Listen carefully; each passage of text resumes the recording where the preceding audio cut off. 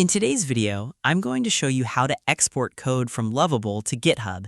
This is useful if you want to keep your code backed up, manage different versions of your project, or collaborate with other developers. So let's get started. First, open Lovable and load the project you want to export. Make sure the project is fully loaded and you're inside the main editor.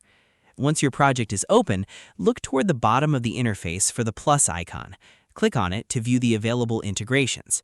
From the list, select GitHub. Lovable will now ask you to connect your GitHub account. If this is your first time connecting the two platforms, you'll be redirected to GitHub to authorize Lovable. Sign in to the correct GitHub account if necessary, review the permissions, and click Authorize to continue. Once you've authorized the connection, you'll be returned to Lovable. Now you can choose where you want to store your project.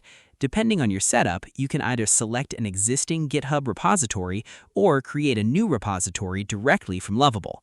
If you're creating a new repository, give it a clear name that matches your project.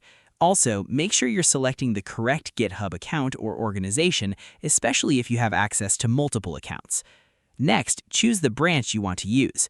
In most cases, main is the standard choice, so you can leave it selected unless you have a different Git workflow. Once everything looks correct, confirm the connection. Lovable will now push your project files and code to the selected GitHub repository. Depending on the size of your project, this may take a moment. When the process is complete, open GitHub and check your repository. You should see your Lovable project files stored there. From this point forward, you can use GitHub for version control, track changes, create branches, collaborate with other developers, and manage your project more efficiently. So, to recap, open your Lovable project, click the plus icon, select GitHub, authorize your account, choose or create a repository, select your branch, and confirm the connection.